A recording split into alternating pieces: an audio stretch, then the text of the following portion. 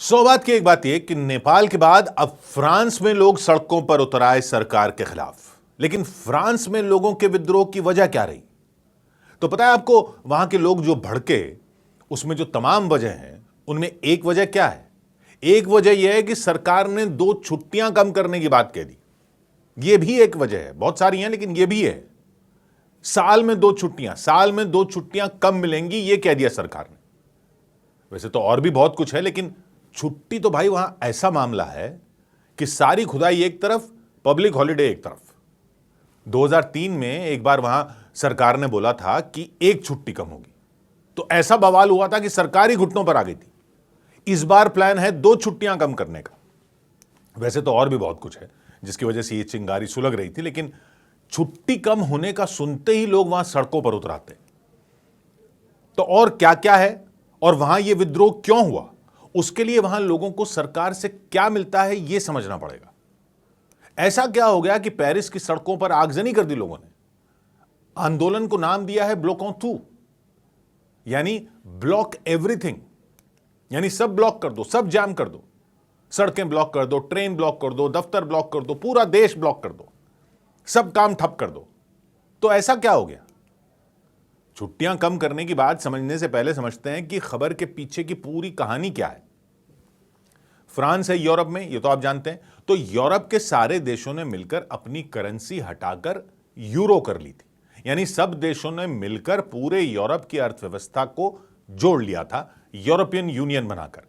America में जैसे dollar चलता है, हमारे देश में रुपया चलता है। यूरोप के सारे देशों में अलग अलग करेंसी के बजाय, अलग अलग देश की अलग अलग करेंसी नहीं है, वहां पर एक ही करेंसी है, यूरो।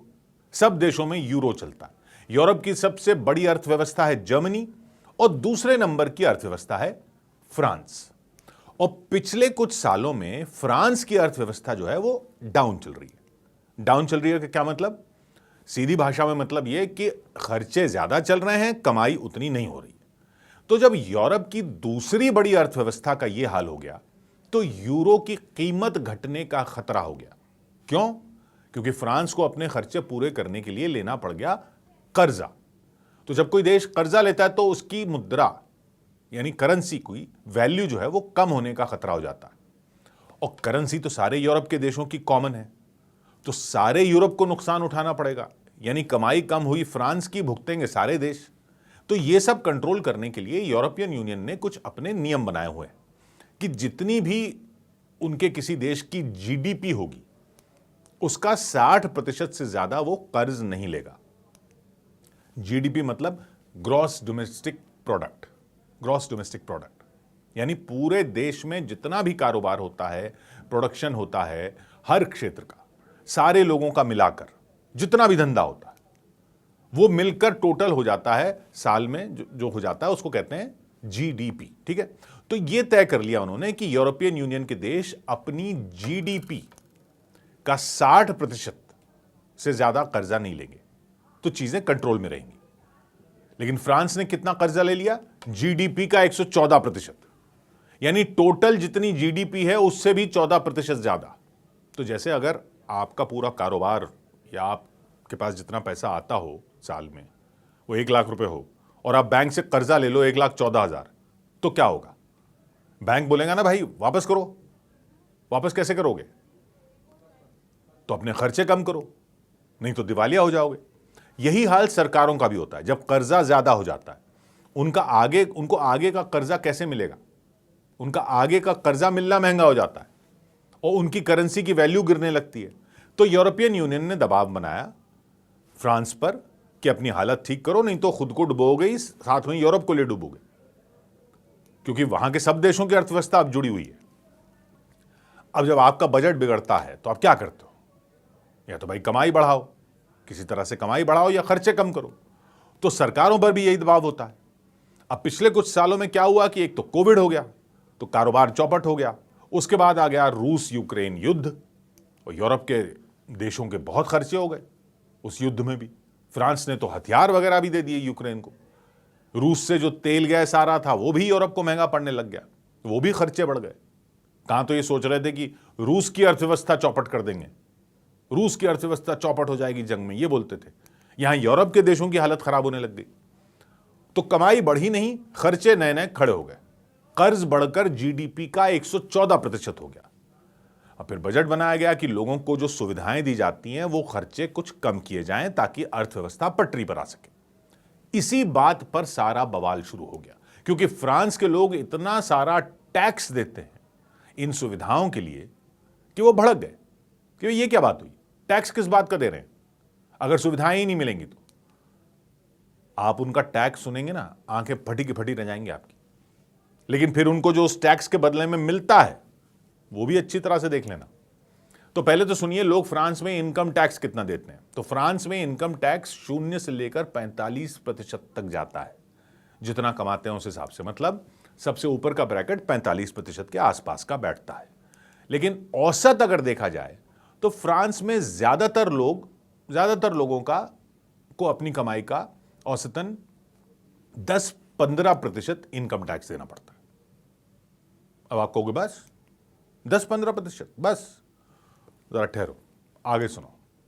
इनकम टैक्स के अलावा वहां लोगों को देना पड़ता है सोशल कंट्रीब्यूशन अपनी कमाई से, और देना पड़ता है पेंशन कंट्रीब्यूशन अपनी कमाई से।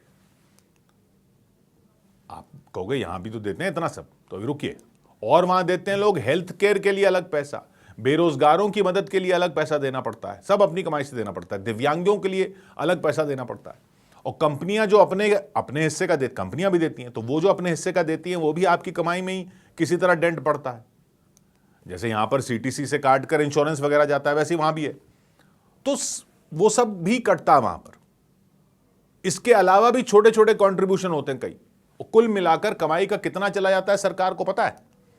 कमाई का औसतन 50 से 54%, यानी 50 से 54% सरकार ले लेती है। मतलब कमाई का आधा भी नहीं मिलता आपको, आधे से ज्यादा सरकार को चला जाता है। यानी 100 यूरो कमाओ तो मिलेंगे 46, ये हाल है।